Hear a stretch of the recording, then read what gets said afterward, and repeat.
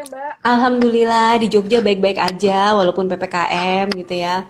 Saya dengar Teman-teman di lagi Jakarta Jogja sendiri gimana? tuh Mbak.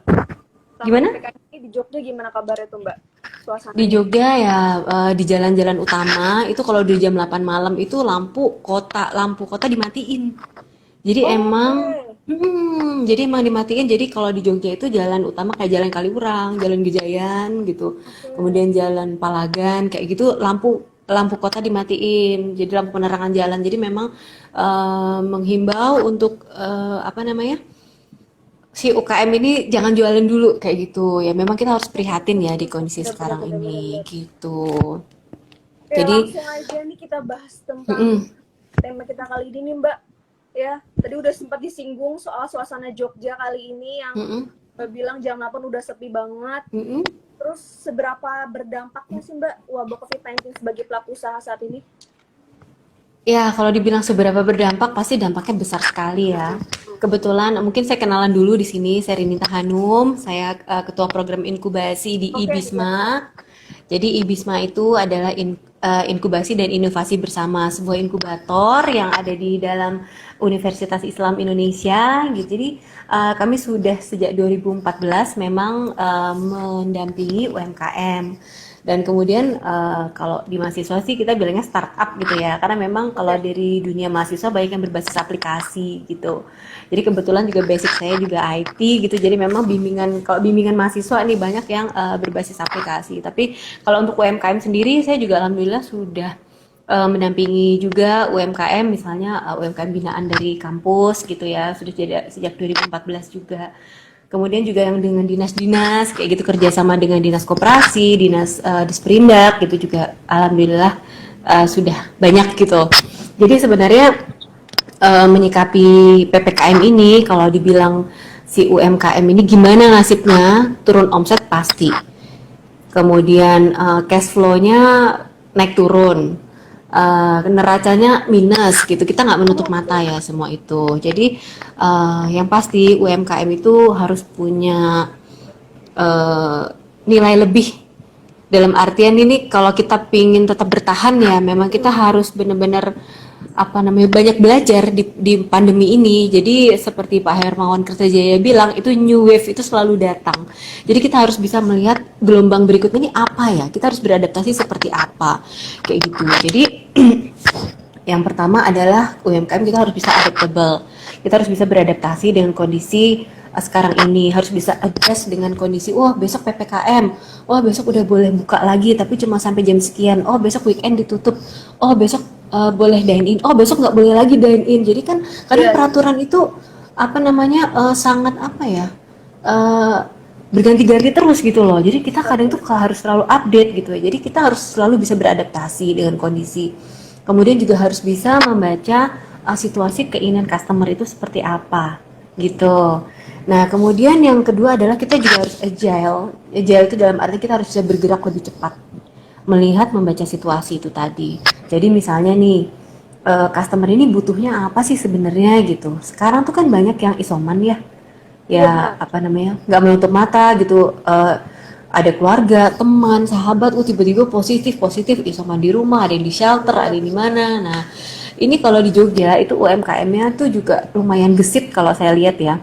Jadi melihat seperti opportunity seperti ini, ada yang warung-warung makan tadinya terus buka bikin paket isoman, Mbak.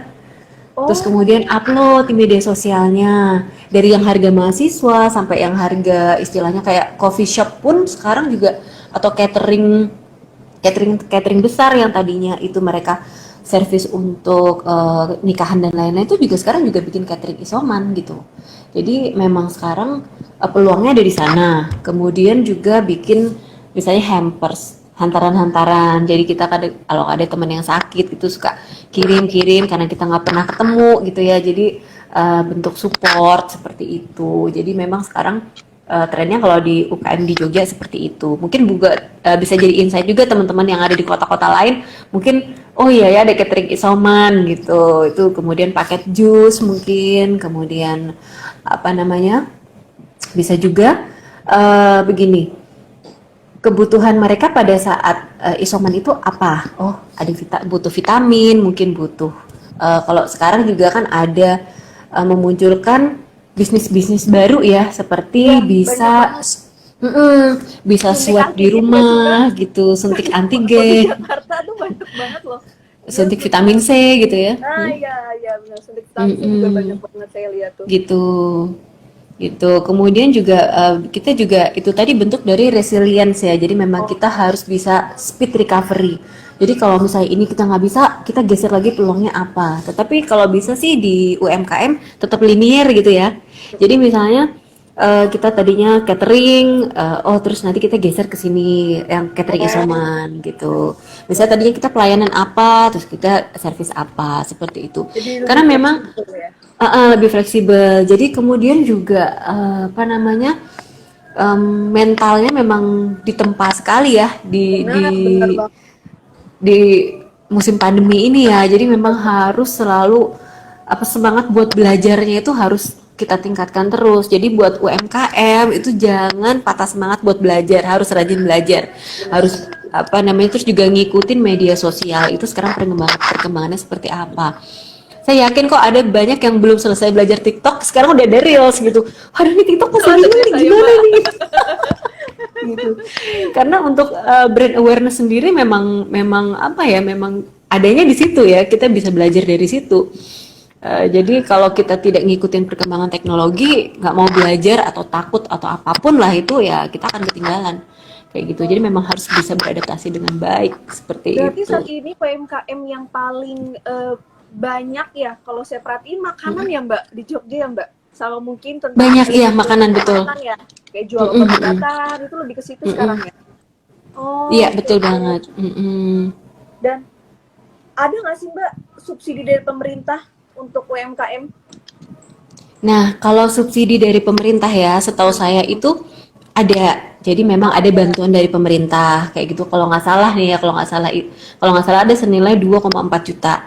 Tapi itu waktu Oh, pandemi tahun lalu, Mbak. Jadi memang itu ini oh, UMKM-nya mendaftar, kemudian habis itu mereka diverifikasi dulu bisnisnya seperti apa, kemudian keuangannya seperti apa, kondisinya sekarang seperti apa. Nah, seperti itu nanti kalau udah verified mereka mendapatkan suntikan dana.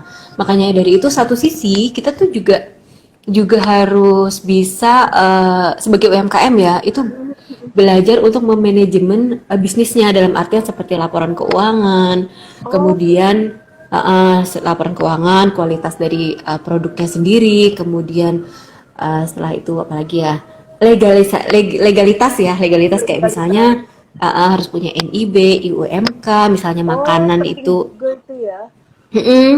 Makanan misalnya PIRT, halal, itu kita harus punya karena apa? Dengan legalitas yang bagus, dengan manajemen yang bagus, kemudian legalitasnya lengkap, itu untuk akses pendanaan itu banyak sekali pemerintah. Jadi sebenarnya nggak cuma dari apa namanya pemerintah ya, tapi BUMN juga ada. Seperti Oh, sekarang yang sedang running itu adalah dari Pertamina, itu mereka memberikan pendampingan Mbak. Jadi tidak memberikan dana segar, tapi mereka memberikan bentuknya pendampingan buat UMKM. Jadi mereka didampingi, memberikan apa namanya kelas-kelas tentang digital marketing, tentang keuangan, tentang produksi seperti itu. banyak Kalau juga ya. yang berupa apa namanya dana segar itu ada dari Kemenperin, Kementan, kemudian Kemenparekraf, kemudian Kemenristekdikbud kalau sekarang ya. Kalau dulu sih Kemenristekdikti ya. Kemudian ada juga dari Kementerian UMKM juga ada. Nah, itu teman-teman bisa akses di Instagramnya ataupun dari website dari pemerintah sendiri. Itu mereka ada kok untuk Oh, memberikan dana jelas seperti itu. semuanya ya ada Betul. ya. Dana stimulasi. Apalagi kalau dari Kemenristekdikbud yaitu ada namanya program CPPBT yaitu calon pengusaha pemula itu dana yang digelontorkan itu hampir 500 juta kalau nggak salah Oh, lumayan juga ya gitu. besar. Seru banget. Nah, kita di inkubator bisnis itu mengakomodir juga untuk teman-teman UMKM gitu. Jadi ini kalau di Jogja nih ya, kalau di Jogja itu apa namanya inkubator bisnis yang memang concern untuk ini kami dari UI, jadi biasanya dari mahasiswa kemudian teman-teman alumni ataupun umum itu juga bisa bergabung di inkubator bisnis UI. Nah di situ kita bisa memberikan akses pendanaan tersebut, tapi nggak cuma di UI aja sih, saya yakin kalau di Jakarta biasanya Pasti ada UI juga. pasti ada inkubator bisnis UI, ada Paramadina gitu. Jadi Oh, sebenarnya UMKM sendiri tuh diakomodir banyak pihak, Mbak. Cuma nih dari balik lagi ke UMKM-nya, mau nggak ini gitu. Jadi Oh, pilihannya mau apa enggak gitu, gitu. nah untuk UMKM yang baru mau memulai, kan mungkin ada juga orang yang eh, baru kena PHK gitu, terus mau coba untuk memulai UMKM, memulai usaha, tapi di tengah pandemi ini itu gimana tuh Mbak? Nah, itu berarti mereka harus pintar-pintar cari peluang. Ah, Karena benar-benar. sebenarnya di setiap dari ada kesusahan pasti ada kemudahan ya. Jadi ada musibah tuh pasti ada peluang gitu di sana. Jadi kalau di Jogja itu ya, kalau saya lihat itu bisa dicontohnya gini, kalau lagi ada demo mahasiswa, di Jogja sering banget di demo mahasiswa. Terus ada anak-anak mahasiswa itu jualan apa namanya es teh, terus kalau nggak semangka seger, itu harganya 10.000. Itu untungnya Oh, berapa coba? Jadi kan lumayan. dalam artian nih anak-anak sebenarnya udah bisa mengambil peluang ya di situ ya. Ah, benar-benar Nah, dari jualan kecil-kecilan. jadi kalau misalnya di era pandemi ini sebenarnya juga banyak sekali peluang yang bisa kita ambil. Contoh misalnya orang sekarang kan UMKM lagi gencar nih, pinginnya semuanya masuk era digital. Kita Benar, bikin aja anak-anak muda nih sekarang kan pada pinternya bikin bikin konten kayak benar. Canva, sudah ada aplikasinya. Iya, banyak banget sekarang. Bikin aja, jual aja satu konten, misalnya satu feed itu mau dijual 10.000, kemudian untuk harga-harga UMKM, jadi kita juga bisa bantu UMKM, bisa mengakomodir, bisa bikin desain, bisa bikin apa. Bahkan juga saya banyak belajar dari teman saya tuh ada Zari Hendrik gitu ya, yang bisa memunculkan sebuah ide bisnis, jasa bikin caption gitu ya, Kapitulis kalau teman-teman tahu. Oh, baru tahu saya. Ada jasa bikin caption. Kalau zaman dulu nggak ada bisnis itu, sekarang kok tiba-tiba ada gitu ya. Ah, benar-benar benar. Kemudian, iya, jadi sebenarnya kita mencari peluang aja apa sih sekarang gitu. Orang butuh apa sih gitu. Oh, Kemudian, apalagi ya, food blogger, fashion blogger, mua itu menurut saya juga hal-hal yang sangat mudah atau misalnya daily life-nya anak-anak muda iya. sekarang itu, wah kayak ini gue bisanya ini nih, gue bisanya ini nih. Udah jalanin aja, coba aja dulu gitu. Memanfaatkan era digital saat ini tuh harus dimanfaatkan banget ya, Mbak, harusnya ya. Banget banget. Buat Oh, orang-orang oh. yang mungkin putus bingung mau bikin usaha apa gitu. Mm-mm. Bisa Kadang usaha pun butuh modal ya. Gitu. benar. Kalau kita anak muda sekarang memanfaatkan era digital kayak gini, nggak perlu modal kan, cuma butuh kuota doang. butuh kuota, butuh kuota sama butuh niat gitu. Betul niat. Kalau niatnya cuma niat kosong doang kan nggak ada eksekusinya ya percuma ya. Iya, sebenarnya kan apa ya?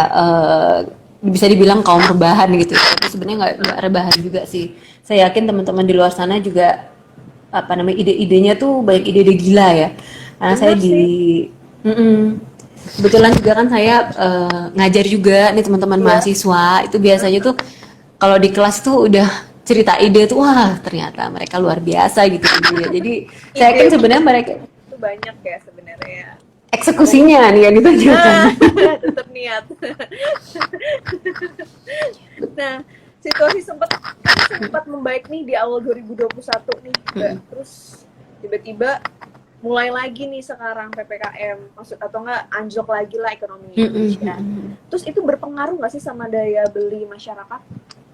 Oh pasti Mbak berpengaruh ya karena memang eh jadi gini kebetulan saya kan juga punya bisnis nih. Jadi Gimana tuh, Mbak?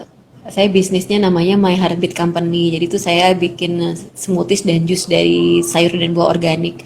Jadi dulu sebelum pandemi sih standar ya aman lah kayak gitu bisa dibilang aman. Nah begitu pandemi itu anjlok. Nah itu sebenarnya juga saya tuh bingung ya. Ini harusnya bisnis minuman sehat. Pada saat pandemi orang butuhnya sehat kok ini drop gitu. Akhirnya coba saya bikin survei kecil-kecilan juga nih sama apa namanya customer saya kirimin Google Form gitu ya, saya minta tolong isi gitu.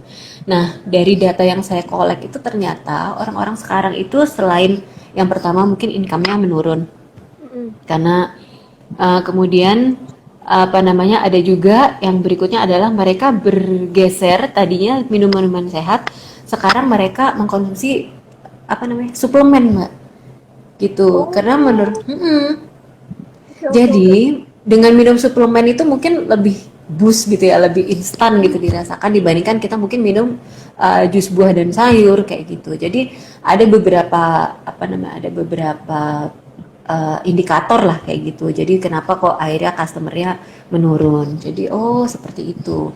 Kemudian juga ya kalau di bisnis-bisnis yang lain saya rasa juga pasti daya beli ya. Karena contoh di catering nih. Kalau kantor-kantor dulu biasanya ada rapat, ada Iya, bener-bener. event, ada apa. Terus sekarang akhirnya mereka semuanya WFH nih. Nggak ada yang buat pesen nasi box gitu kan, nggak ada nih, bikin snack gitu nggak ada. Jadi akhirnya otomatis semuanya menurun. Teman saya aja juga ada yang bisnisnya beras gitu ya, biasanya pasok di hotel-hotel. Nah, begitu pandemi mungkin karena okupansinya juga sangat rendah gitu di hotel ya, akhirnya juga pasokannya juga menurun. Tadinya bisa berapa kuintal jadi cuma sekian seperti itu. Jadi memang eh, tidak menutup mata ya, semua lini ya ter Bener apa ini ya, namanya. terasa ya turun naiknya Mm-mm, pasokan UMKM kita. betul.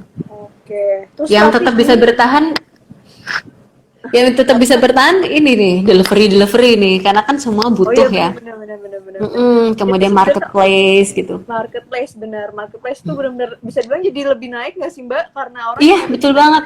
Mm-mm. jadi orang mau belinya ya udah via online, walaupun sebenarnya sempat ada kejadian-kejadian gak enaknya ya Mbak, ya kan yang Mm-mm. OC apa COD COD. itulah, COD itulah ya kan. Tapi ya daya beli orang mah tetap tinggi ya, nggak tetap turun ya, maksudnya nggak turun gitu loh, tetap tinggi gitu loh. Gitu.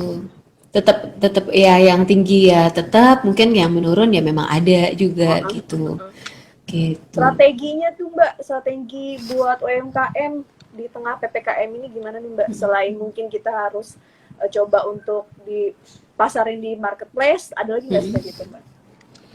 Selain untuk memasarkan produknya di marketplace, yang pasti kemudian mengikuti apa namanya perkembangan digital, yang pasti biar brand awareness-nya tetap ada. Walaupun kadang penjualannya sepi, yang penting customer tahu, kita masih ada loh di sini loh, belum tutup loh, Oh iya gitu. Tetap benar-benar. harus diupdate juga. Kemudian kalau menurut saya sih kita menambahkan value atau nilai lebih di perusahaan kita. Jadi yang pertama, misalnya tetap menerapkan protokol kesehatan ya. Jadi itu kita up tuh di media sosial kita. Oh, kita jualan misalnya bakso atau jualan sate atau jualan apapun lah UMKM gitu. Ini loh kita di ruang produksi tetap memenuhi protokol kesehatan. Kita apa jadi si customer tuh trustnya tetap ada. Oke Kemudian yang oke. kedua, kualitas jangan diturunkan, jangan karena misalnya jadi harga mahal apa atau turunin aja harganya, jangan. Tetap kita harus kualitas tetap nomor satu. Kemudian pelayanan, jadi kayak mungkin customer service-nya atau apa namanya si miminnya yang jawab-jawab mau order apa itu harus fast respon, harus apa namanya eh, menyenangkan gitu ya, jangan ngambek-ngambek gitu. Kalau misalnya nggak jadi beli ya udah gitu. Ya udah. Jadi Baper.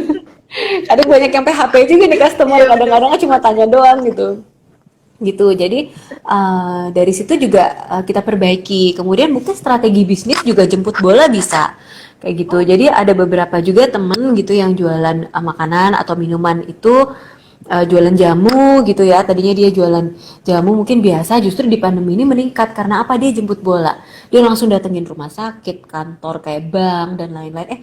Mau ya langganan jamu aku ya gitu. Satu dua kali drop misalnya berapa nih kira-kira kunir asem, beras kencur gitu. Jadi akhirnya dia punya pelanggan tetap di kantor-kantor, sekali drop misalnya 20 tiap hari. Omsetnya tetap bisa. Jadi memang strategi bisnis juga harus kita evaluasi lagi gitu. Jadi oh gitu. sebenarnya banyak. Berarti memang harus ada inovasi di setiap kejadian yang saat ini terjadi ya, ada PPKM darurat, berarti kita harus berputar otak lah ya, gimana supaya omsetnya tetap stabil gitu ya. Salah satunya jemput bola, bener juga sih, saya nggak kepikiran tuh. Betul, jemput bola itu penting banget. Justru kalau jemput bola tuh orang-orang kadang nggak istilahnya sih, misalnya teman-teman di bank gitu ya. Mereka kan juga pelayanan publik, ketemu dengan orang setiap hari. Jadi apa namanya? eh Istilahnya berarti kan punya resiko lebih gitu ya Mbak ya, walaupun mereka bukan tenaga medis, ketemu orang terpapar terus tiap hari walaupun udah prokes juga. Nah, gimana kita bantu, kita juga memanfaatkan opportunity opportunity itu. Ini kita jualan jamu nih Mbak buat naikin imun gitu misalnya gitu, jemput bola Iya, gitu. benar-benar. Terus ada dorongan dari program pemerintah nggak sih Mbak yang harus coba deh ke digitalisasi UMKM gitu, ada nggak sih Mbak? Dorongan dari pemerintah sendiri Dorongan dari pemerintah itu ada sih Mbak. selain Kalau setahu saya sih yang sekarang sedang jalan itu dari BUMN ya, dari Pertamina itu bikin program namanya. Ini bukan promosi loh, ini saya cerita oh ya. Jadi dari gimana gimana gimana? Pertamina itu bikin program itu istilahnya untuk meningkatkan apa namanya, si UMKM ini biar tetap survive gitu ya. Jadi ada program namanya, ada 4 gitu kalau nggak salah. Ada Go Modern, Go Digital, Go Online, sama Go Global kalau nggak salah. Jadi nanti UMKM bisa daftar di salah satunya itu. Kalau Go Modern itu semacam pendampingan itu untuk teman-teman UMKM yang mungkin belum modern ya, dalam artian modern tuh misalnya nih mereka butuh pendampingan di manajemen perusahaannya. Oh ternyata harus ada SOP tuh di perusahaan. Oh ternyata di perusahaan itu harus ada laporan keuangan yang bagus toh. Oh ternyata harus ada legalitas, nah seperti itu. Kemudian ada Go Online itu dia masuk ke tahap selanjutnya yaitu digital dulu ya. Digital itu tahap selanjutnya, jadi mendigitalkan semua asetnya dalam artian laporan keuangan, kemudian invoice, kemudian dan lain-lain yang terkait dengan apa namanya program yang ada di perusahaannya dia. Kemudian berikutnya adalah Go Online ya, Go Online itu memanfaatkan media sosial seperti itu. Jadi Oh, untuk promosinya terutama ya. Dan kemudian Go Global itu nanti juga bekerja sama dengan kementerian terkait untuk ekspor. Jadi sebenarnya walaupun kondisi seperti ini juga tidak menutup mata buat UMKM kita yang misalnya craft gitu ya untuk melakukan ekspor. Jadi memang pemerintah juga memfasilitasi itu. oh, berarti memang udah ada programnya dari pemerintah ya. Betul. Jadi memang teman-teman UMKM tuh harus rajin cari-cari info. Kadang kalau apa kalau nggak ikut-ikut kayak apa namanya, kan ada kayaknya kalau Instagram Instagram yang UMKM gitu, nanti ada info-info di sana. Kemudian ikut WA group mungkin yang teman-teman senasib seperjuangan itu UMKM gitu, ataupun langsung dari kementeriannya sendiri. Biasanya mereka juga info di Instagram kok sekarang, di media sosial, karena kementerian juga udah oke sekarang media sosialnya, jadi update aja terus gitu. Mm-mm. Ikutin aja Kita yang harus perkembangannya rajin ya, cari pasti info. ada updatean Mm-mm. selanjutnya ya. Oh, Gitu. tapi emang sebenarnya dari pemerintah banyak, tapi tinggal kitanya Mm-mm. sendiri pelaku usaha yang mau coba nyari-nyari enggak gitu ya. Tapi untuk orang-orang yang Betul. pelaku usaha yang sebenarnya benar-benar gaptek banget nih Mm-mm. gitu loh. Kayak di Mm-mm. daerah-daerah kan nggak semua orang juga internetnya bagus juga ya Mbak, gitu kan. Betul. Itu Mm-mm. gimana tuh Mbak? Apakah dari pemerintah daerahnya ataupun dari warganya sendiri atau gimana? Ada nggak sih penyuluhan ke digitalisasi UMKM itu? Nah, kalau di Jogja itu kan istilah kita bisa dikatakan di daerah ya. Itu dari Mm-mm. dinas-dinas terkait itu dari tingkat provinsi maupun kabupaten itu sudah merangkul UMKM tersebut. Jadi kalau di Jogja itu ada 5 kabupaten dan kota itu dinas dari baik itu dinas perindustrian dan juga UMKM-nya itu sudah punya program pendampingan juga gitu. Oke. Jadi sebenarnya kalau UMKM yang istilahnya boleh dikatakan agak menengah ke bawah gitu ya. Jadi kalau di Jogja itu kelasnya kayak misalnya UMKM jualan peye, ada kerupuk, kemudian ada dan lain-lain seperti itu. Itu biasanya sudah dirangkul oleh dinas-dinas. Jadi Oh, mereka juga diberikan pendampingan seperti itu. Saya rasa sebenarnya juga satu sisi dari UMKM-nya juga mencari gitu. Sebenarnya oke. memang inisiatif dari UMKM-nya sih gitu. Karena kalau kita pingin pingin maju, kita pingin scale up, pasti kita kalau kita pikir scale up, kuncinya yang pertama kita harus scale deep, yaitu kita harus belajar. Kita harus pengen maju, oh berarti kalau aku maju aku harus belajar. Belajar kemana ya? Aku cari informasi di mana ya? Otomatis dia akan mencari informasi tersebut. Oke Gitu. sih. Kalau mau scale up harus scale deep gitu. Ya benar-benar. Jangan males untuk bertanya atau belajar ya Mbak ya. Betul banget. Betul, untuk Mbak sharing-sharing tadi kan Mbak udah sharing Mm-mm. soal usaha Mbak yang sempat naik Mm-mm. turun gitu kan. Mm-mm. Terus setelah sempat turun itu terus naiknya lagi gimana Mbak? Kan Mbak tadi belum jelasin tuh Mm-mm. setelah udah sempat ngasih kuesioner ke apa Mm-mm. ke Customer gitu ya. pembelinya, customernya. Terus itu tahap selanjutnya tuh untuk meningkatkan kembali penjualan Mm-mm. Mbak tuh gimana di usahanya? Nah, inovasi itu tadi Mbak sambil membaca kebutuhan customer. Jadi yang pertama itu kan drop nih, aduh gimana nih gitu sama anak-anak gitu ya, sama tim maksudnya, sama tim. Aduh gimana nih, oh terus akhirnya kita mencoba untuk membuat jamu. Nah jamu itu pada awal-awal memang menyelamatkan cash flow ya, menyelamatkan cash flow. Kemudian berikutnya ternyata sudah banyak juga nih yang jual jamu nih banyak nih. Terus akhirnya kita mencoba untuk buat inovasi lain, jamu yang di istilahnya di dibuat sedemikian rupa sehingga tidak dalam bentuk cair gitu. Jadi dalam bentuk apa namanya instan. Jadi bisa dikirim keluar kota gitu. Oh, iya, Kemudian iya. abis itu bisa kita jualan di Tokopedia dan lain-lain. Jadi memang akhirnya apa namanya coba inovasi tersebut. Kemudian juga kebutuhan customer sekarang kayak untuk hampers itu juga kita akomodir. Kemudian paket isoman kita juga akomodir itu. Jadi akhirnya alhamdulillah juga bisa menyelamatkan cash flow. Jadi kemudian juga gini Mbak, kalau kita tuh sama customer itu gimana caranya kita tuh menyentuh hati customer. Jadi kalau kita di awal-awal gitu ya, kita kasih surat cinta istilahnya. Surat cinta tuh dalam artian customer yang beli gitu kita kasih surat terima kasih sudah support produk lokal, semoga sehat selalu, seperti itu. Oh, Jadi iya, kita iya, iya. kasih kasih surat cinta tersebut gitu. Jadi dengan tulisan tangan ya catatan. Kalau dengan tulisan tangan itu customer akan lebih tersentuh daripada kita ngeprint gitu. Jadi Baru memang kita tahu buat berarti. khusus gitu. Terima kasih sudah berbelanja, sudah support produk lokal seperti itu. Jadi kita menyentuh hati customer dan juga satu sisi jangan menjadikan customer itu sebagai objek gitu. Jadi kayak hard selling itu jangan karena kita tahu sama-sama lagi susah nih. Jadi kita hanya menawarkan ini kita punya produk yang cocok, kira-kira mau nggak nih, coba nih gitu, seperti itu sih. Jadi akhirnya lama-lama sih trustnya ada, terus kedekatan apa bonding dengan customer itu sangat penting. Jadi mereka jadi loyal. Oke. Jadi memang Gitu. kita juga nggak cuman mikirin marketingnya seperti apa, tapi Mm-mm. kedekatan ke customer kita juga Mm-mm. penting juga ya Mbak, biar dia jadi setia untuk beli barang kita gitu ya. Betul. Tapi Mm-mm. juga jangan mengurangi kualitas yang pasti, Mm-mm. kualitas Betul. pembelian penjualan kita. Gitu. Terus untuk harapannya untuk pelaku Mm-mm. UMKM terhadap pemerintah nih Mbak di tengah pandemi COVID-19 sini kan, walaupun Mm-mm. memang programnya udah banyak, tapi mungkin ada Mm-mm. harapan lain nggak sih Mbak? Mm-mm. Pemerintah sih sebenarnya sudah memberikan yang terbaik ya menurut saya untuk UMKM memberikan dana stimulasi juga untuk UMKM.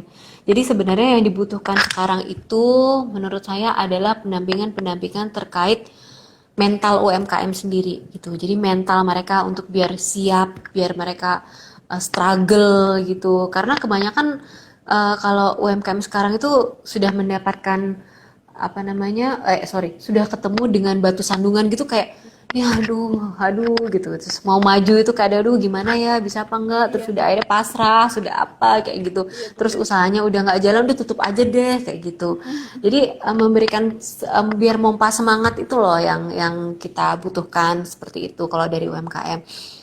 Jadi apa namanya mentalitasnya sih sebenarnya. Jadi di pendampingan-pendampingan yang sering sudah diberikan oleh pemerintah itu biasanya kan misalnya keuangan, kemudian apa namanya produksi, digital marketing dan lain-lain gitu ya. Nah itu coba kita tambahkan lagi di sana materi-materinya terkait apa namanya kayak mindset bisnisnya. Karena kebanyakan UMKM sekarang itu mindset itu jualan mbak bukan berbisnis.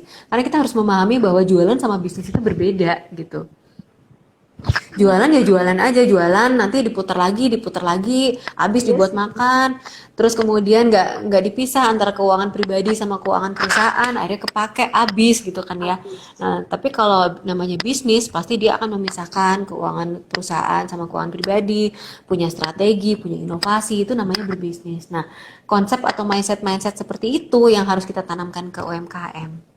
Oh, Oke, Mbak, bener juga sih Mbak. Mentalnya ya harus mental, Mm-mm. mental belajar juga, jangan cuma mikir jualan, omset, omset gitu ya Mbak. Gak Mm-mm, cuma gitu, itu juga ya gitu.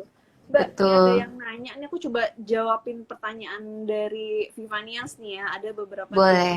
aku lihat ada yang nanya nih. Mbak Hanum, gimana caranya UMKM minta bantuan pemerintah di masa pandemi ini? Mungkin selain lihat, mungkin selain lihat dari Instagram pemerintah, ya nggak Mm-mm, sih? Kalau buat ngajuinnya sendiri kali ya Mbak, kan mungkin banyak yang ngajuin mm-mm, apa UMKM atau pelaku usaha yang pengen ngajuin juga, tapi mm-mm. prosesnya itu sulit nggak sih Mbak? Kalau dibilang sulit, memang sulit sih. Dalam artian gini, Oh gitu. dalam artian UMKM sendiri harus siap. Jadi pemerintah itu memberikan dana itu tepat sasaran. Karena dana itu bisa diartikan itu adalah dana stimulasi. Jadi bukan dana penyelamat.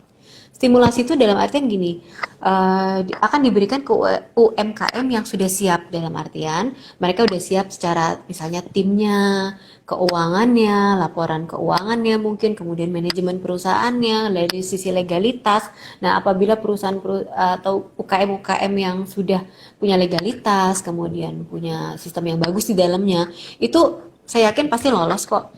Karena pendanaan itu nanti akan dipertanggungjawabkan. Dana yang digelontorkan itu kan memang untuk apa namanya UMKM ya. Jadi memang bukan pinjaman ya ini ya.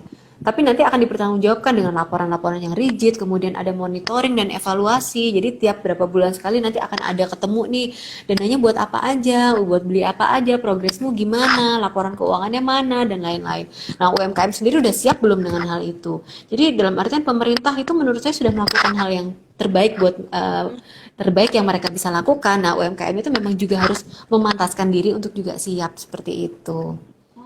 Oke, Mbak, aku Mm-mm. sempat, kita kan sempat tahu ya, sempat viral tukang Mm-mm. bubur di Mm-mm. Tasikmalaya yang kena denda 5 juta karena buka usahanya, pelayanannya tuh makan di tempat, padahal itu nggak boleh kan selama PPKM Mm-mm. darurat Mm-mm. ini. Itu menurut Mbak sendiri gimana tuh Mbak? Merugikan banget Ya, kan, ibarat kata kalau untuk pelaku usaha.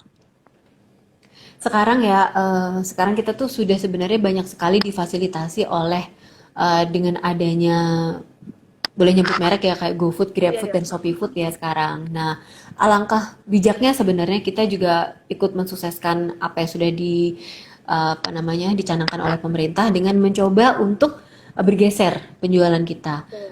Justru malah dengan kita berjualan di media online itu banyak banget benefit yang bisa kita dapatkan. Walaupun memang kita harus sharing profit ya di sana ya, tapi untuk opportunity untuk muncul di halaman apa namanya aplikasinya, kemudian opportunity untuk dapat menjangkau customer yang rumahnya jauh gitu ya misalnya, itu juga juga akan lebih terbuka karena saya yakin dari banyaknya si apa namanya GoFood yang tiap hari kita pesen, pasti yakin semuanya juga belum pernah kita datengin, ya nggak? Iya Pasti sih, ada benar-benar. merchant-merchant yang belum pernah kita datengin, jadi cukup Benar-benar. kayak cuma pernah denger, oh ini katanya enak nih, coba nih gitu.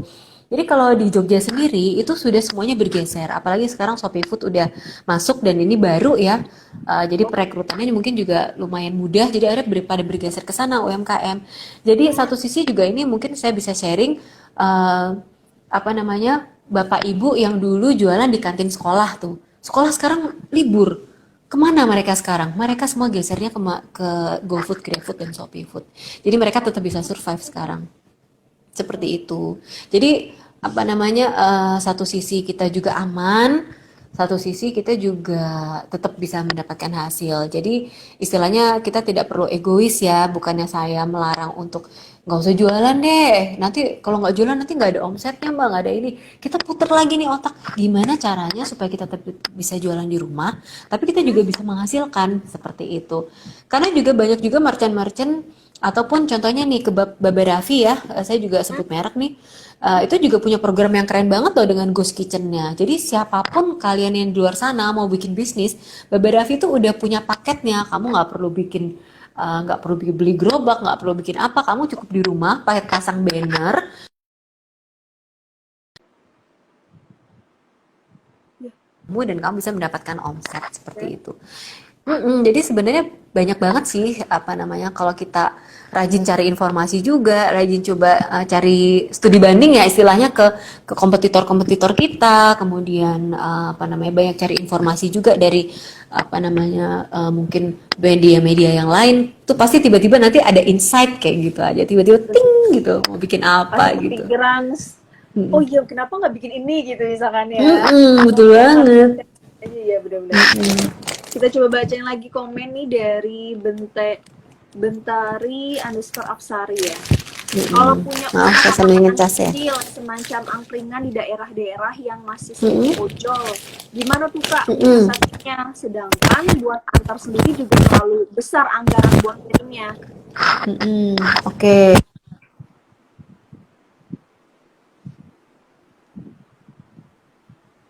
Mohon maaf Mbak, suaranya hilang ya Mbak. Suaranya nggak ada, suaranya hilang. Iya, tadi sempat ada terus hilang. Nggak ada Mbak, suaranya nggak ada, hilang. Kenapa? Iya. Buat Vivanians kedengeran nggak ada suaranya Mbak Rinita nggak? Aku sih nggak kedengeran suaranya ya hilang Mbak tiba-tiba. Iya. Oke. Coba diganti dulu. Sabar ya nih Vivanians. Nih aku juga coba bacain komen-komen dari kalian nih. Udah ada yang masuk beberapa dan ini lumayan bagus-bagus. Nah, udah ada 100 juta.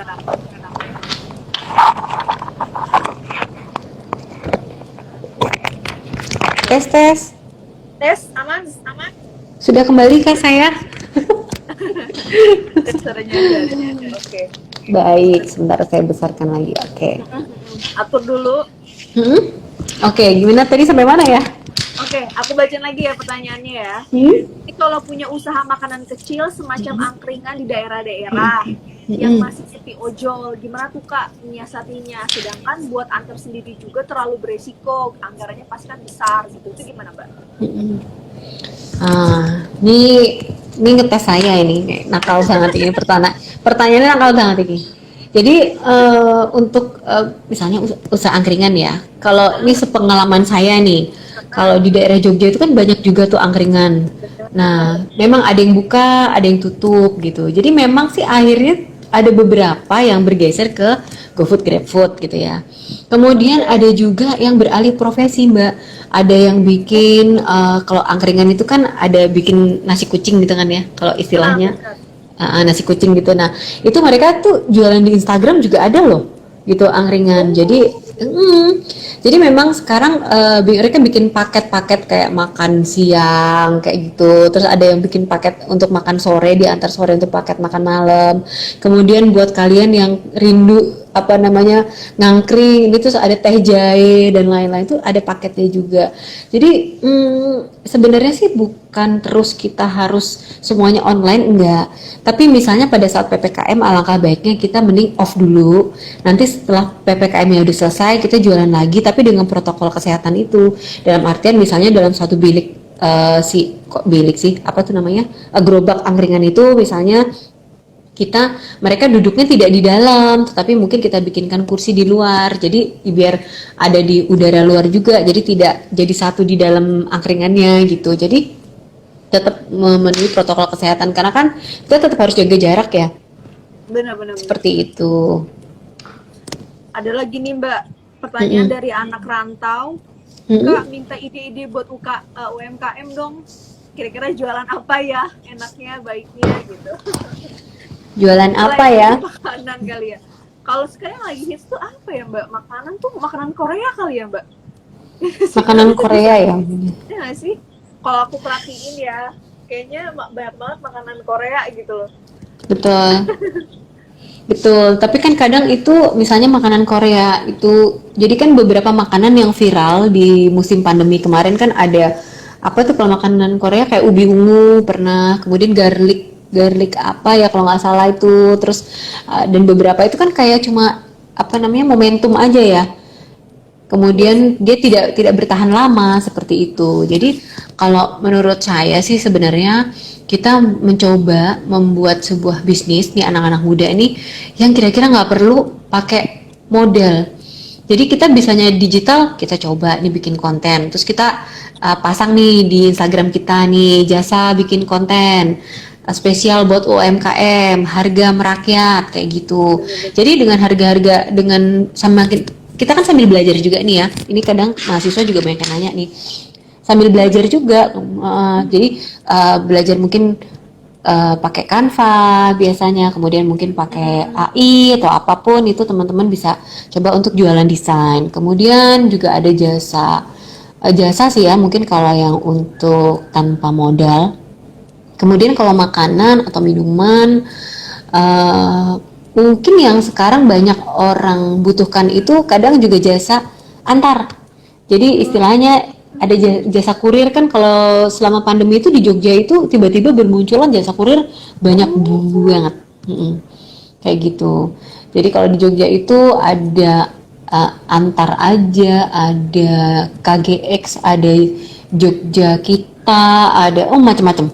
Jadi tiba-tiba bermunculan kurir karena memang UMKM yang sekarang jualan-jualan itu juga banyak yang kemudian membutuhkan jasanya gitu.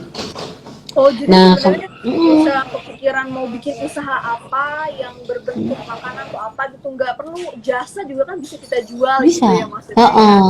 Atau juga reseller itu paling gampang, Mbak.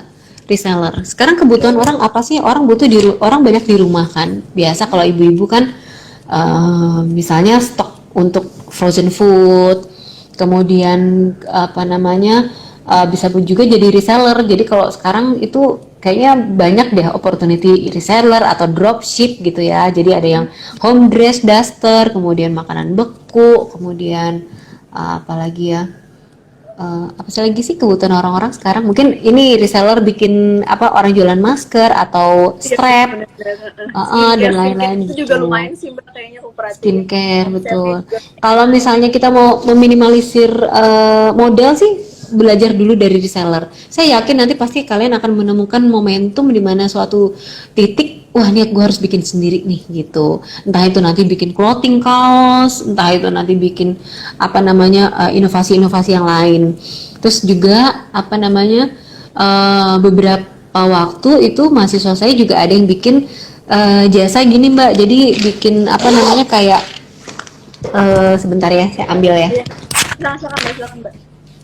Wah, ternyata bisa dibilang kita nggak melulu untuk jualan sesuatu, jual jasa juga bisa. Jasa ini bikin apa namanya New Era Kit kayak gini loh. Mereka bikin kayak gini. Jadi ada misalnya kayak ada tumbler isinya, kemudian ada apa nih, hand sanitizer gitu, kemudian ada paket apa nih sendok garpu gitu buat makan nih, misalnya malah promosi ya, sendok garpu kayak gini. Sebenarnya mereka itu kan nggak butuh bisa bikin ya, ini kan tinggal pesen aja, terus mereka yang naruh di kotak, kemudian buat hamper seperti itu juga bisa. Di Jogja tuh juga ada suatu UMKM bisa kita bilang, brand baru namanya Niku. Niku itu awalnya juga tidak punya produk, tapi dia bikin mengakomodir produk-produk UMKM untuk dijadikan hampers. Jadi misalnya isinya ada teh, ada wedang kalau di Jogja ya, kemudian ada coklat, ada apa yang buatan-buatan Jogja, semua lokal Jogja itu dijadiin satu hampers kayak gini. Itu omsetnya luar biasa, kirimnya keluar kota, keluar negeri juga ada. Jadi ternyata ini teman-teman coba deh nanti cek di niku.yk, niku.yk. Itu sahabat saya, namanya Mbak Bella. Itu juga apa namanya berawal dari iseng-iseng bikin hampers, diposting terus sekarang omsetnya luar biasa gitu. Berarti kita memang harus pinter muter otak, usaha apa atau jualan jasa apa yang bisa dibilang bakal dipakai, bakal dicari sama apa customernya di masa PPKM darurat ini ya. Lagian memang sih PPKM darurat ini lumayan lama ya, hampir 3 minggu gitu, tapi semoga cepat selesai setelah PPKM ini agar UMKM kita tuh bisa jualan lagi seperti sedia kala ya Mbak. Betul sekali. terima kasih banyak sebelumnya Sama-sama. udah bincang-bincang seru kali ini buat Vivanians nih. Terima kasih juga yang udah berkesempatan hadir di sore hari ini. Padahal jamnya jam-jam nanggung nih Mbak. Iya tadi Ke sore gitu kan. jam ngantuk biasanya. Saran sedikit lagi buat Vivanians. Silakan Mbak. Oke, pesan saya sih cuma satu aja dan singkat gitu ya. Jadi buat teman-teman, memang pandemi ini kan kita nggak tahu sampai kapan. Jadi ada yang tahu-tahu kuliah nih, kita nggak tahu, jangan-jangan nanti wisudanya 4 tahun lagi kita juga masih kayak gini ya, walau alam kita nggak tahu. Jadi kadang ada juga teman-teman SMA gitu yang nggak ngerasain serunya SMA, terus tiba-tiba graduation aja nih gitu. Jadi memang di era sekarang ini kita juga harus bisa beradaptasi dan juga menambahkan skill yang pasti. Skill-skill kita harus banyak belajar, dalam artian bukan berarti selalu baca buku belajar ya, tapi maksudnya menambahkan skill.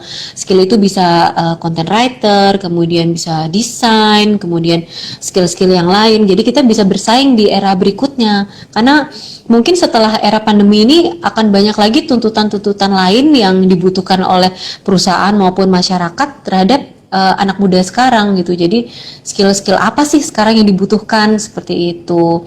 Jadi tetap semangat untuk belajar, menambahkan manfaat buat diri kita juga dan juga buat orang lain nanti.